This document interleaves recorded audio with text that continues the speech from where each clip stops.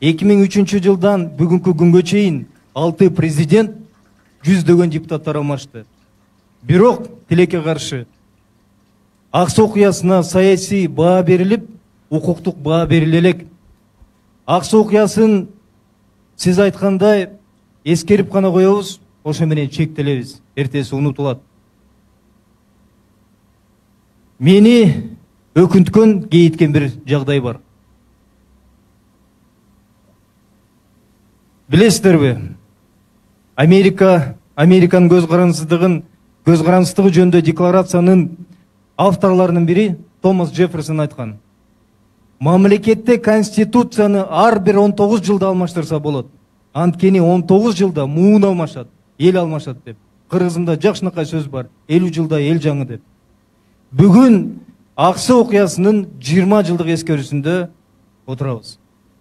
Сыртка чыксаңыздар 2003 жылы төрөлгөн балдар бүгүн 20-га чыкты. Алардан тилекке каршы микрофон сунуп же майык кылып сурасаңыздар, ак суу окуясы эмес, аксы каякта экенин билбейт.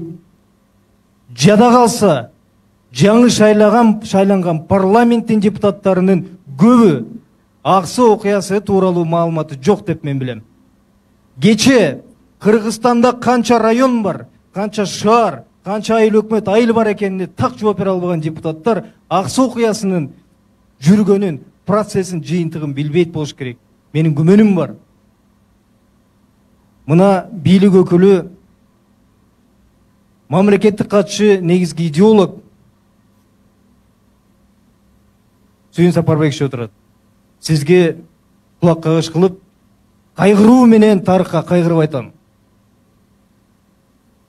Кыргыздын улуу акын жазуучусу Төлөгөн Касымбеков атабыздын Сынган кылыч тарыхый романдагы тарыхый фактылар менен бүгүнкү эгемен Кыргызстандын 30 жылдык тарыхын салыштыргым келет.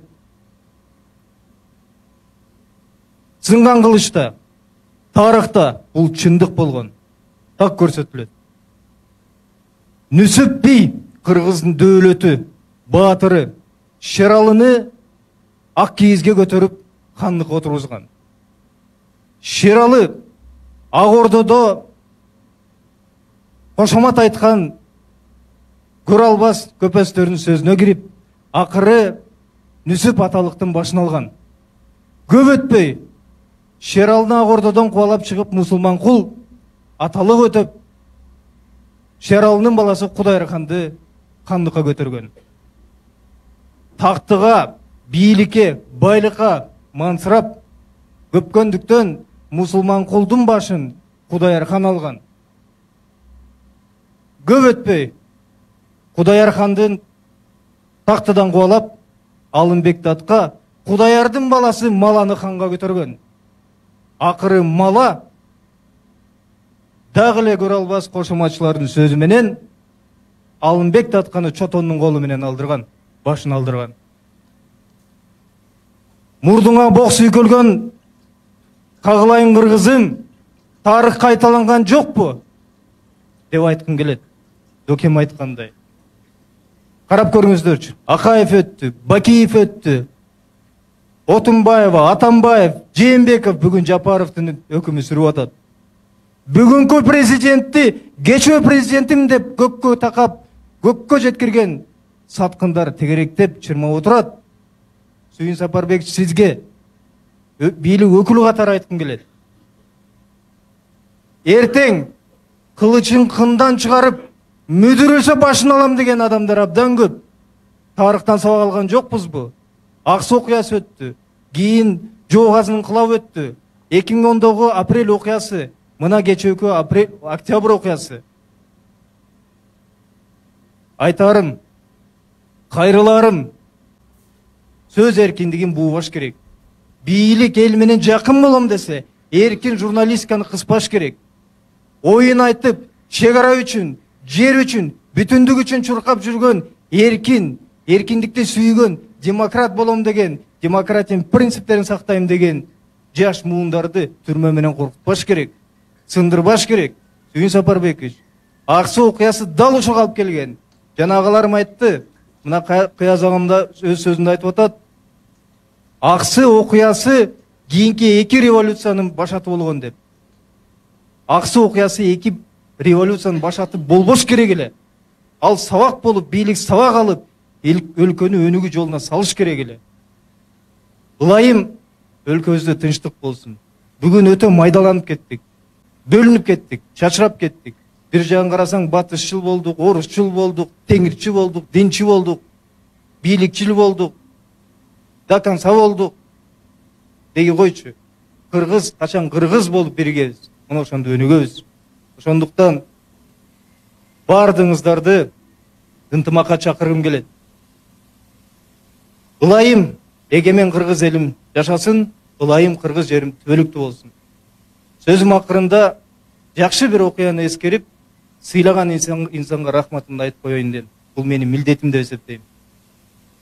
Биз дагы ушу чек аранын бүтүндүгүн коргоп, кемпирабад берилбесин, Орто Токой кетпесин деп чыгып жүрүп, акырында Баткендеги чек ара маселеси боюнча чырылдап барып жүрүп, түрмөгө отуруп чыктык.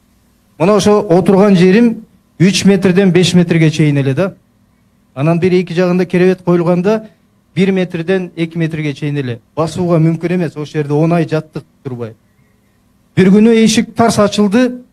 Эки эшик ачылганда кезектеги тинтүү экен деп тура калсак, күнү түнү мондай лампочка өчпөйт. Лампочка жанып турат да. Анан көз көрбөй калат. Туруп барсам, чагыраган эл турат, формачандар, анан ортосунда кичинекей эжем турат. Ал Азиз эжем экен. Азиз эжемди ушундай чоң баягы кызматкерлер чоң да эми. Чоң кызматкерлердин арасында Азиз эжем тоодой көрүндүңүз. Ошол жерден бир эмес 3 жолу келдиңиз. Балам, кыйнап атат деп уктук дегенде, жок, мен кыйналган жокмун. Баары жайында.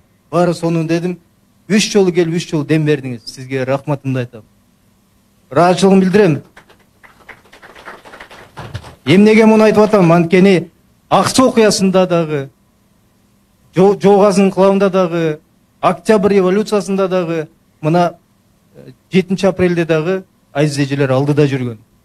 Айтор жаштык менен тажрыйба келет экен, түшүнөт экенсиң көп нерсени. Мен түрмөдөн да көп нерсени түшүндүм. Ушу укук коргоочулардын эмгегин бааладым. Ушу Азиз эженин эмгеги менен көп адамдар акталды, көп адамдын мөөнөтү кыскарды. Сизге таазим этип рахматымды айтам. Бар болуңуздар. Адил мырза, сизге терең ыраазычылык билдирем. Конок катары чакырдыңыз. Бул абдан маанилүү эскерүү.